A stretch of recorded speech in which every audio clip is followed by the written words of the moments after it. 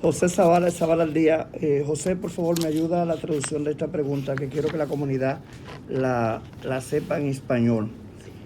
Comisionada, ¿están trabajando ustedes con otras agencias de la ciudad con relación a remover los están sin uso frente a los restaurantes?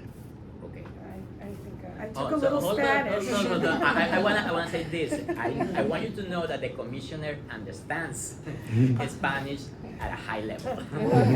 But just the stands in front of the restaurants because I got they're you. empty. I got you. Thank you, Senora España. Okay, that was my Spanish teacher. The outdoor dining sheds. Yes.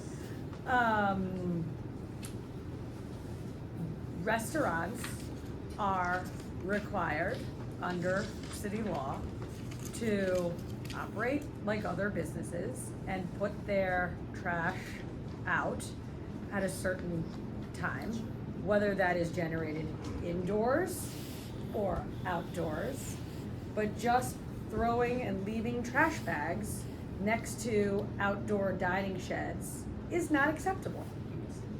So, déjame traducirlo para que estemos claros en esto. Los restaurantes de la ciudad de Nueva York están requeridos por ley a colocar la basura afuera a una hora específica, y eso no significa de que lo tengan que hacer a otras horas. So this is a question of enforcement. There are rules and laws on the books that prohibit the condition that you are describing. And so our enforcement teams in the city have to and will address it. Okay, yes, Con relación a los con relación a los nuevos restaurantes externos. Vamos para allá, pero déjame, esto es importante de clarificarlo. El departamento de enforcement de refuerza las leyes en el departamento de sanidad va a estar vigilando esta situación. Pero also about the kiosk in front of the restaurants that the DOT has built. Yeah. And now some of them are empty. So, pero yo creo que es una pregunta para It's a DOT. DOT. That's a question for the Department of Transportation. Departamento de Transporte, porque ellos son los encargados de los kioscos. Pero creo que es importante lo que tú dices de la basura que se coloca al lado, porque se ve mal. Si el kiosco estuviera limpio, no tendríamos este problema, pero la basura es lo que lo hace un poco difícil. Greg.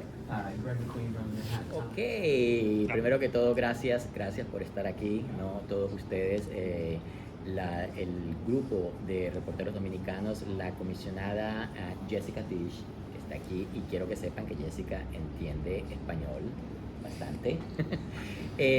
Habló hoy en esta conversación que tuvimos con los medios técnicos y comunitarios de la ciudad sobre, primero que todo, el plan que ella tiene para limpiar la ciudad de Nueva York. Como saben, una de las cosas que más preocupa a los neoyorquinos es ver nuestra ciudad sucia. La comisionada, en su plan, ella va a ir, primero que todo, utilizando la data de la ciudad. Por eso es importante que cuando los neoyorquinos vean sus calles, sus vecindarios sucios, llamen al 311 para reportar eso. Esa data le va a llegar a la comisionada y ella va a poder crear un mejor plan para limpiar la ciudad. Recuerden que esto lo vamos a hacer todos. Esto no es el departamento de sanidad los únicos que van a salir y a limpiar. Todos los neoyorquinos somos parte de esto. Y para que ella, ese plan que expuso hoy aquí, dé resultado, tenemos que tener la participación de todas las comunidades. Todas estas comunidades tienen que ser parte de esto. La otra parte del plan que incluye, que es muy importante, es educar a nuestra comunidad. Es un deber de la ciudad de Nueva York, de la alcaldía y del departamento de sanidad, y en los próximos meses el departamento de sanidad, en coordinación con la oficina de la alcaldía para medios técnicos y comunitarios, vamos a desarrollar una campaña de educación de la comunidad para que todos sepamos, por ejemplo, que las baskets de la basura no son para las bolsas negras, son para la basura que tengamos en las manos y la botamos, porque si tenemos un árbol como el que ven ahí en Twitter y lo ven ahí, se ve muy lindo, pero esa no es la necesidad. Y lo otro punto importante para que todos estén listos. El 5 de julio la ciudad va a regresar al parqueadero alternado. Vamos a empezar a mover los carros nuevamente cuantas veces sea necesario para limpiar nuestras calles. ¿Por qué? Porque la prioridad es limpiar las calles, tener una ciudad limpia. Y como sabemos, en el área del Alto Manhattan hay cientos de miles de carros que ahora los van a tener que empezar a mover mucho más seguido. Y con esto queremos finalizar. Muchas gracias a todos por venir. ¿Sí? Después que pase la baja del cobre, los vehículos pueden volver a ponerse. Claro, porque después que pase. Eso, el departamento de transporte tiene los signos arriba que dicen 11:30 a 1. Simplemente 11:30 a 1, no parquees. Una vez que pasen, pueden volver a parquear, pero eso no significa de que si limpian a las 11:35, a las 11:45 ya se vuelven a parquear, porque la ley dice 11:30 a 1 de la tarde o 11:30 a esta fecha. Hay que seguir los signos, los avisos del Departamento de Transporte. Gracias a todos. Gracias, Jose. Gracias. To see thousands of different clinics and hundreds of thousands of different appointments. We really tried to streamline for New Yorkers the process of signing up for and getting a vaccination.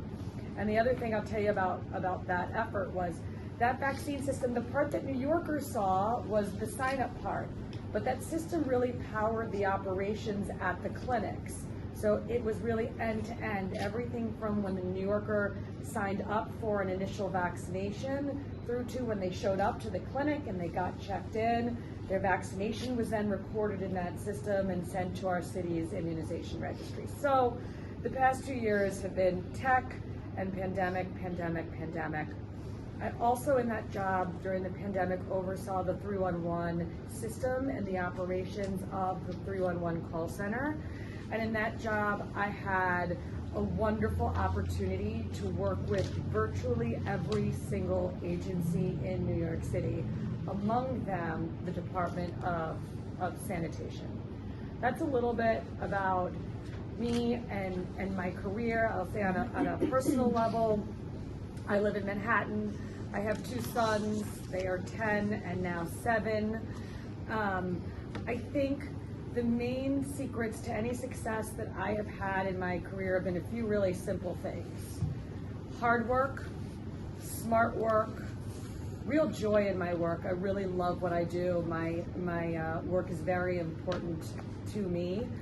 And I have deep admiration generally for the people who do the work alongside of me. Some of my closest personal friends are the people that I've met through my work in city government, both at the police department as well as at the Department of Information Technology and Telecommunications.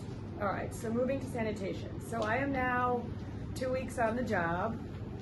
I've spent the past 2 weeks almost every morning going at 5:30 in the morning to garages around the city. My first week I went every single day. I wanted to hit all 5 boroughs, and I did. At those garages, why the early hour? So our morning shift starts at 6 a.m. and that's when the sanitation workers get in their trucks and they do like the bulk of their collection routes starting at 6 a.m. So I'd show up at 5:30 and shook hands with every sanitation worker in each of the garages, made some remarks to them, sort of like I'm doing right now, just to give them a general sense of myself. And I have really, really enjoyed over the past 2 weeks getting out into the field and meeting the people, the men and women who do this important work for New Yorkers. They do so much more than clean the streets. They do so much more than make the black bags go away. They are public servants in the truest sense of the word, and they are really part of the lifeblood of the city.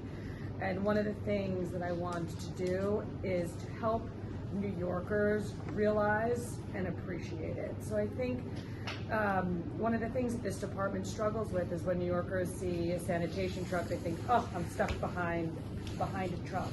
They don't think about the men and women who are doing the work, how physically strenuous that work is, and really the dignity of the work that they do.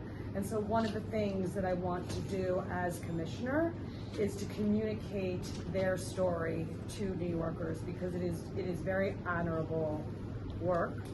So the first 2 weeks have really been spent out in the field, getting to know everyone, getting to see the operations, learning about all the trucks and the fleet that we just showed you. I'll also say, and this is part of my background, I am a lawyer. I went to law school, and I have a business degree, so I went to law school and business school before I joined the city. And I think that positions me perfectly, really, to fight for this agency and to help get things done. I am a get things done, or as the mayor said, get stuff done kind of person and kind of leader, and I want to get stuff done for New Yorkers. So what do I want to do? Two big areas. The first is cleanliness. I think that all New Yorkers have seen and experienced that the city is meaningfully less clean post-pandemic than it was pre-pandemic. And I believe that one of the most important things that the city needs to do now is to clean up our streets, to give all New Yorkers in every neighborhood and in every community the dignity of a clean living environment.